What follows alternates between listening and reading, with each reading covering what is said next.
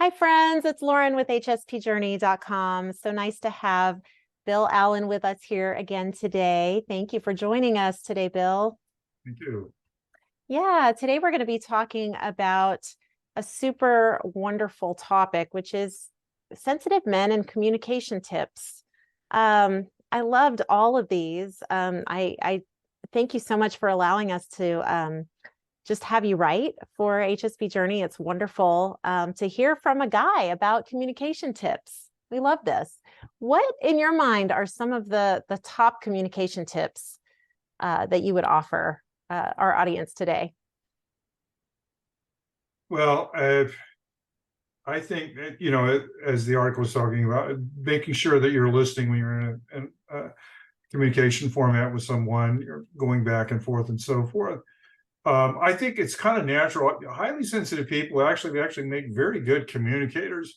I don't think we give ourselves credit for it. And one of the reasons why is because we're empathetic and we read signals that people are giving us while we're talking to them.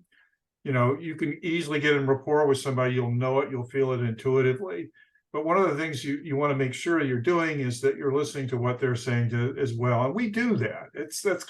We expect people to do that for us, but we need to make sure that we're doing the same thing for them as well, because you want to make sure that you're acknowledging them and being present for them when you're talking to them. That's a really important thing in doing good communication, is being present. Yeah, I've noticed in myself, I have 4 kids. 2 of them are off at school, but sometimes teenagers will hit you with a lot of information about things all at once. And so I've noticed kind of some gaps where I thought I was a really good communicator, but then if I'm in the middle of something or I'm being rushed, I don't love being rushed. And I have to go from point A to point B and pick somebody up and bring the snacks and do the thing. And then they're giving me information at the same time. And I've sort of gotten better because one of my kids has said, "Wow, you're not doing this really well, Mom." So I've said, "Okay." Well, I get out my feedback. pen and pencil and I'm like, "Okay, let's pause. Let's stop what we're doing." I even pull the car over. "Okay, tell me what it is again, because I need to write it down, because if I'm doing 5 other things and it goes in one ear, out the other." Same. And then the advice that I give, maybe this relates to you, but picking the right time to communicate. How important do you feel like that is in any relationship? Well, it's obviously key. You want to be in a situation where whoever you're communicating with is in a position where they can listen to you and you can listen to them. Like, for example, the example you gave, this is very common for parents, and it's very common in the corporate world too. If you're an HSP, we got 50 people trying to get your attention at one time. It's okay just to ask for a moment to gather yourself and to ask to help me to single thread this through so I can process it properly for you. It's okay to ask for those things. I think a lot of times people expect, and there's this sort of model that's out there in the corporate world where, this person can handle a million things at once. You're multitasking like crazy, and you're able to somehow make it all work. For HSPs, because of our tendency to be overwhelmed a lot, we need to slow things down so that we can process. Give them the proper attention that they deserve, and also the kind of focus and presence that you want when you're communicating with somebody. Yeah, that's great. And it doesn't always have to be like a full, treatise on why I'm sensitive and why you need to conform to my communication style. Occasionally I'll hear something similar to that. Not from myself, but people say, "Well, Mom, you need this," or whatever that is, whatever that looks like for you. But being able to say, "Hey, I really want to devote to you the time that you need to tell me about this and make sure that I get all the details right. And I can't do that right now. Do you think as soon as we get home, we can talk about that?" And adults are respectful and understanding. Kids are not always respectful and understanding because they're kind of selfish, because they haven't grown out of it yet, right? Been knocked around by life to realize that. Yeah. But you even have this here, an example, different kind of selfishness. It's a 3 examples of honoring a highly sensitive male communication needs. So example 1, respecting the need for alone time without guilt or selfishness. That's different. Guarding your time that you need to like reset yourself, to honor the self-care that you need so that you can be fully present for the people that demand it. Yeah, it's really important that we educate the people, especially the people that we're close to, the people around us, and who may not be highly sensitive. Even if they are highly sensitive, they may not be totally aware of the demands of being sensitive and so forth. It's part of our responsibility, I feel, is to educate other people how we process things so they understand, the best way to communicate with us. The idea is that you want to give great value to them in your communication, but you can't do it as somebody other than who you are.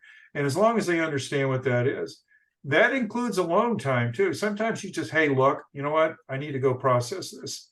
That's a word that they need to start learning very well about you, is that processing is important to us. It's a big portion of how our neurology is set up in our brains, is to be able to take things and deep dive and process on them. So sometimes it isn't this sort of staccato machine gun response that people are expecting. Sometimes you have to let them know, look, I need to think about this. I'll get back to you, and I promise you will, and do it, and be sure that you deliver to them. That's great.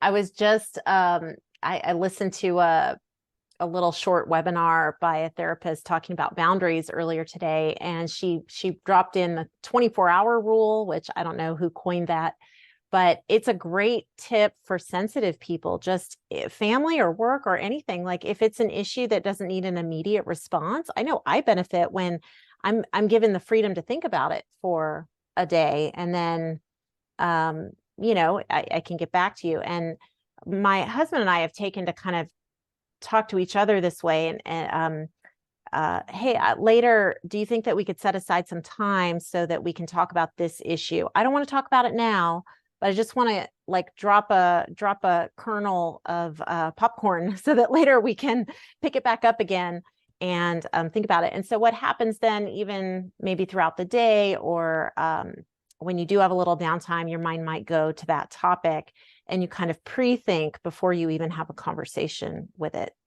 So yeah, and then maybe reducing expectations, because sometimes you'll have a conversation, something you need to communicate with someone about, but you can't quite get it to the resolution. So then being able to say, let's pick this up again tomorrow or next week, or let's come back to it. Or maybe I don't have an answer yet. I need to put this on hold indefinitely until I feel more direction. So like that permission, it's okay not to be okay. I don't know. There's a song with that title, and it's kind of like a movement around like, you don't have to put on the game face. You can be sad, upset, hurt. Same thing in relationships and communication, right? It's not always 100% dialed in. It's just not. Yeah. We again, something else I think highly sensitive people do is tend to idealize things, not just love, but interest and things like that, but outcomes and things like that. They fall in love with an outcome. They go into it. You've got it all prepared. You've been thinking about it for 24 hours or more. You go in. The person throws you a curveball right out of the gate, and suddenly your whole premise for what you were going to say has been shot in the foot. So it's being able to let go of some of that stuff too, to be able to flow in the moment and be okay with, maybe not being perfect and your response and everything. That's important too. It's the idea of giving yourself a little permission, again, not to be perfect, and to reevaluate even the things that you do. You know what? You can't test anything in the world unless you take it out of you. That means coming out of your mouth or whatever, and vocalizing it so that somebody can see that, and then you test it, and then you realize, okay, maybe I was wrong there, and you go back and reevaluate. But that's life, and that's what we need to be able to be prepared to do as well. But we're not always ready at a specific moment to communicate something, and we should be able to give ourselves permission to say, look, can I have some time? Yep. And on a final note, I've noticed between me and other people, some of whom live in my home, we take different amounts of time to process things.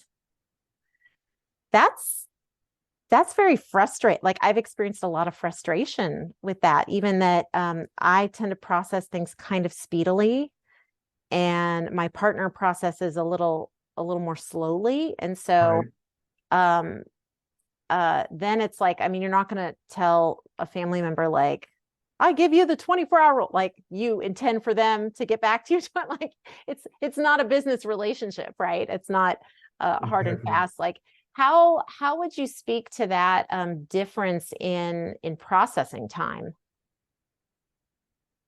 Well, yeah, maybe in like hard numbers and hard processing, if you're taking data and you're crunching it and trying to come up with an answer, something like that. Um, we have some advantages there, I think, as highly sensitive people. But there's also things that surround that information that we're processing too. It could be emotional content, which may take a little longer to process because we're feeling at a deeper level and so forth.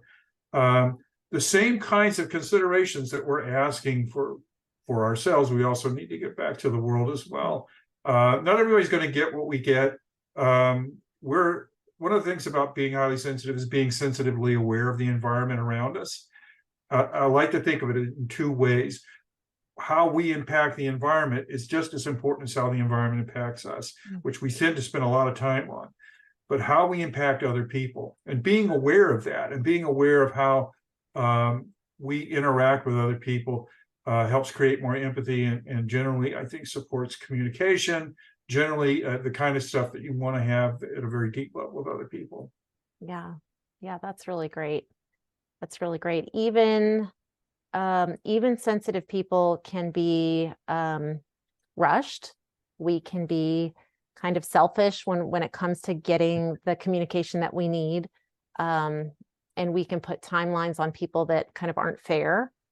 And I love what you said about setting the expectation and like mentally going down. I'm definitely guilty of this.